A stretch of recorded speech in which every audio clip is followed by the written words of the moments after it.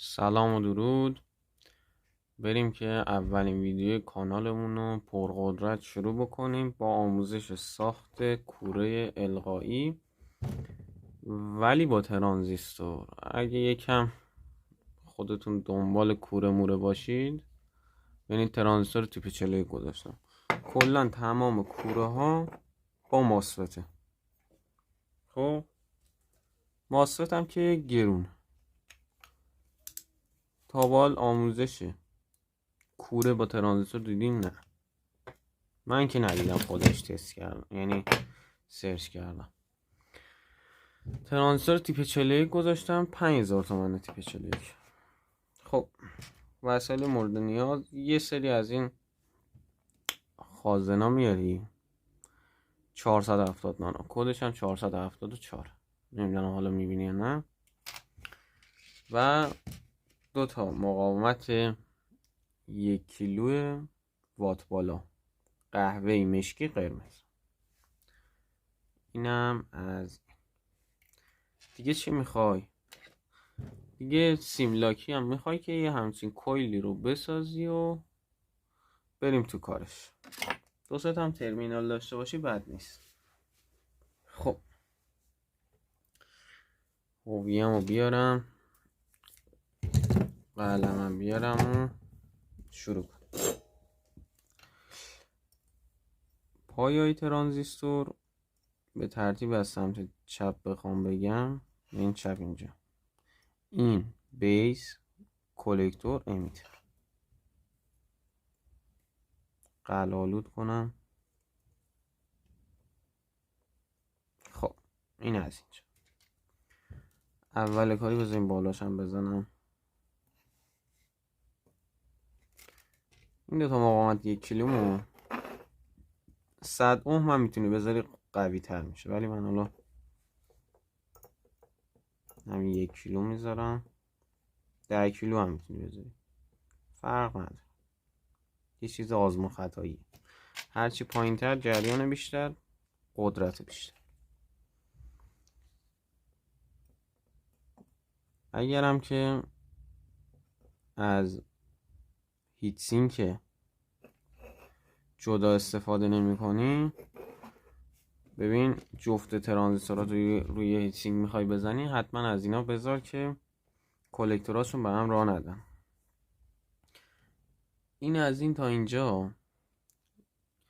خب الان که دارم نگاه میکنم سیم ندارم، یه پازی بزنم برم سیم بیارم. خیلی خوب، یکم سیمین پیدا کردم، اینجا رو یکم خلوت کنم. بریم جهت ادامه. ببین همین اول کاری بیا امیترها رو به هم وصل کنیم. امیترها رو به هم وصل میکنیم. بعدش هم یکم هم سخته دیگه، الان پای دوربین تو حلقمه، لعیم کاری اصلا نمیدونم، یکم سخت میشه دیگه، ببخشید طول میکشه ویدیو. امیترمون رو باید منفی بزنیم. جفت امیترهای ترانزیستورها رو به هم وصل میکنیم. یه سیم هم از اینجا لعیم کنم که بعداً راحت تر بتونیم منفی رو بهش وصل. خیلی خوب، اینم از این عالی شد. قدم بعدی چیه؟ ببین این سر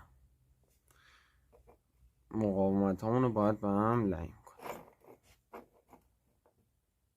خیلی خوب،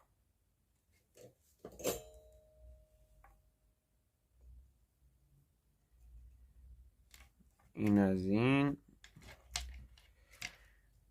قدم بعدی، ببین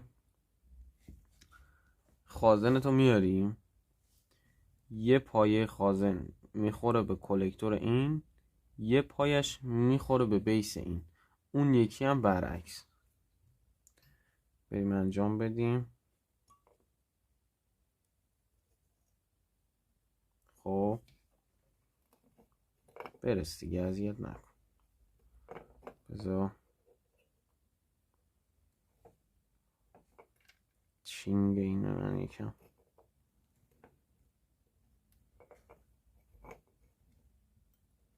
خیلی خوب شدنی هست که برسم به هم.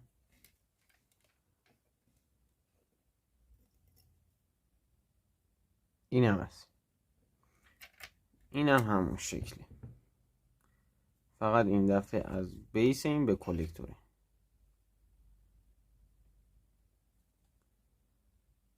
خب اندازه گیریش بکنیم ببینیم که چقدر راه داره. آره درست شد.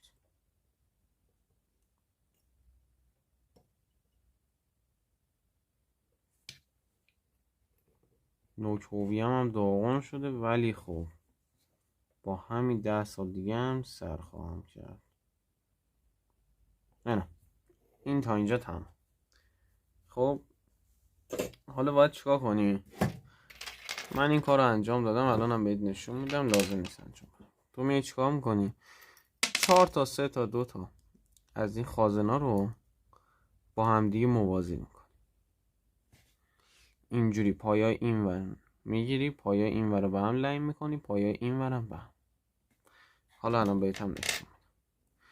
یه سیملاکی هم ور میداری میاری، اینجوری میپیچونی به این شکل، دو سرشو لاکشو ور میداری و به علاوه یه دونه این یه جایی این وسط ها لاک اینجا هم بردار. خب این سیملاکی روکشی هم داره دیگه، ببینی برداشتم اینجا مشخص بشه نمیشه. ببینم کت و کلوفتر دارم. نه این خوب میبینی. خیلی پس سیماش رو اونجوری میکنی و ببین پیچ در آوردم از اینجا. الان این هیت سینک های من به کلکتور ترانزیستورام وصله. بوق شکل بگیرم بوق میزنم. خب من اومدم اینا رو گذاشتم. چرا؟ برای اینکه اینجوری ترمینال بهش وصل کنم. این ادامه کار چجوری میشه؟ باید این کویلمو یه ورشو بزنم به این، یه ورش هم به کلکتور این شکلی. این خازنا هم همین شکلی موازی میشه. گرفتی؟ خب حالا من نگاه کن، اینجا ترمینال دارم، اینا رو هم اینجا قشنگ مرتب وصل کردم. خب برای همین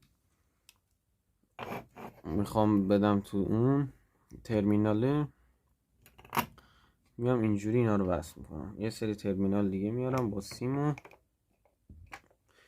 پیش پشت من بیارم، چون که بردم اونور خب خیلی تمیز و ساده وصل بشه. خیلی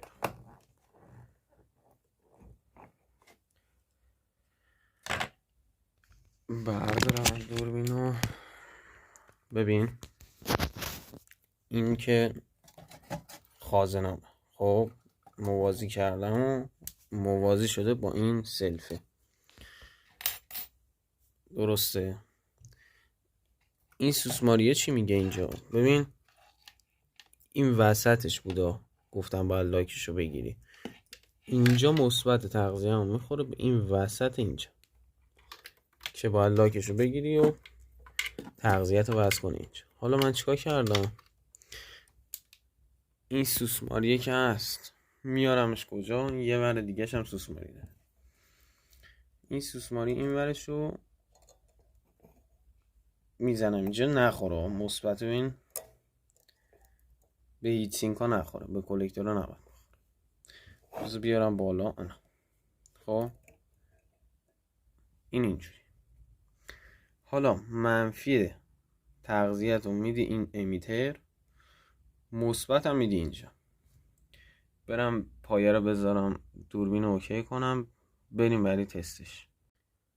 خیلی خوب، به این منفی مو وصل کردم، مثبت هم وصل میکنم. کاش که این نمیذاشتم به پایه که لازم نیست. بریم نتیجه رو ببینیم که داغ میشه یا نه. بذار رو اسیلوسکوپ هم بهت نشون بدم. ببین موج داریم. خب پس این درست، مدار داره کار میکنه. ببینیم که نه داغ نشد. چرا داغ نشده؟ این مقاومت 1 کیلو رو برم 100 اوم کنم بیام ببینم چجوری میشه. خیلی خوب دوستان، مقاومت ها رو 100 اومی کردم و 1 دونه خازن بذارید موازی کنید کافی هست. جریان زیادی از این ترانزیستورها نکشید. حالا این ترانزیستور 60 وات دیگه تیپ 41. اگه وات بالاتر و قوی تر گذاشتی آره میشه. بذار خیلی هم زیبا جواب خواهد داد.